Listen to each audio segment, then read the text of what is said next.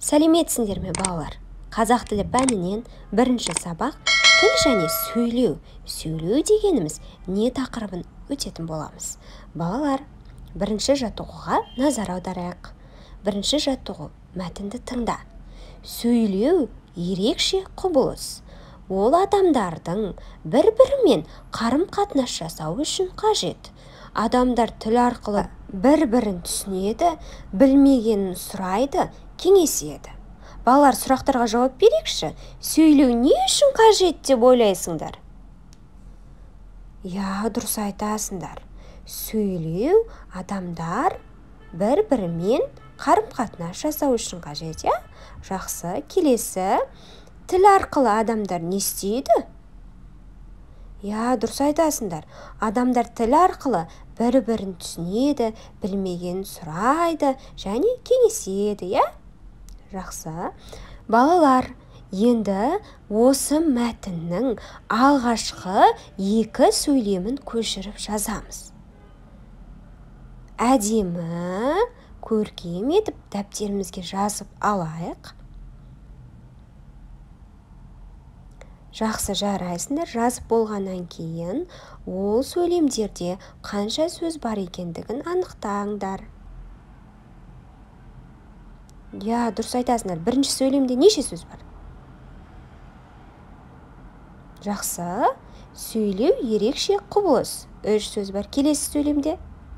Дұрыс айтасыңдар. 9 сөз бар. Балалар, сөйлеу, сұрақ, жауап және әңгімелеуден тұратындығын есімізге сақтайық. Жақсы, балалар. Олай болса, екінші жаттығуға қарайық. Екінші жаттығу, суреттерге қара. Балалар, бірінші суретте нені көріп тұрмыз? Жақсы, жарайсыңдар. Атасы кітап оқып жатыр, Ал немере қызы жазып жатыр екен. Ал келесі суретте нені көріп тұрмыз? Анасы мен баласын және пілді және қонжықты көріп тұрмыз, Келесі суретте қыз және мысықтың суретін көріп тұрмыз, балалар? Олай болса, балалар, сұрақтарға жауап берейікші. Адамдардың қайсысы ауызша, қайсысы жазбаша сөйлеуді қолданып тұр? Қай суретте? Дұрыс айтасыңдар. Бірінші суретте, Атасы ауызша сөйлеуді қолданып тұрса, немере қызы жазбаша сөйлеуді қолданып тұр, Жақсы, келесі екінші сұрақ. Қарым-қатынас жасау үшін қимыл мен ымның көмегі бар ма? Дұрыс айтасыңдар. Қарым-қатынас жасау үшін қимыл мен ымның көмегі өте көп екен, балалар?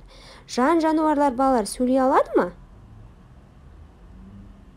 Дұрыс айтасыңдар. Жан-жануарлар сөйлей алмайды. Олар тек дыбыс шығарады. Жақсы, балалар. Енді осы суреттерге қарай отырып, төмендегі сөйлемдер суреттердің атауы бола алады ма? Анықтайық. Оқу мен жазу егіз. Суреттің атауы бола алады, Жақсы, келесі. Ым мен қимыл түсінісу құралы. Дұрыс. Келесі. Мысық неге мияулады? Суреттердің атауы бола алады екен, бұл сөйлемдер? Жақсы, жарайсыңдар. Келесі үшінші жаттығуға қарайық. Үшінші жаттығу. Көп нүктенің орнына керекті сөздерді қойып жаз. Балалар, керекті сөздер олар бізде дыбыс, сөйлеу және сөйлей алмайды. Олай болса, осы сөздерді көп нүктенің орнына қояйық. Сөйлеу адамға ғана тән. Жан-жануарлар сөйлей алмайды. Олар тек дыбыс шығарады. Балалар, енді осы сөйлемдерді әдемі, көркем етіп дәптерімізге жазып аламыз. Жақсы, жарайсыңдар. Балалар, біздің сөйлеуіміз сөйлемдерден тұрады. Сөйлем сөздерден құралады. Сөйлемнің бірінші сөзі әрқашанда бас әріппен жазылатындығын есімізге сақтайық. Келесі төртінші жаттығуға қарайық. Балалар, 4-ші жаттығу тәжірибе жаса. Басыңды партаға қойып, көзіңді жұм.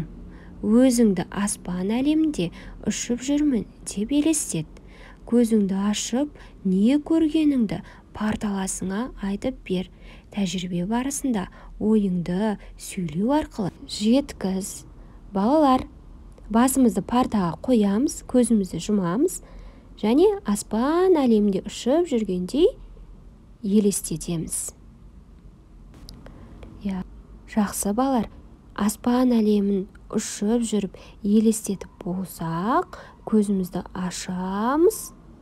Ал енді балалар, не көргенімізді парталасыңа айтып береміз. Жақсы, жарайсыңдар. Жақсы, осымен біздің сабағымыз аяқталды балалар. Сау болыңдар. Келесі сабақта кездескенше каналға жазылып, лайк басып, комментарий қалдыруды ұмытпаймыз. Сау болыңдар балалар.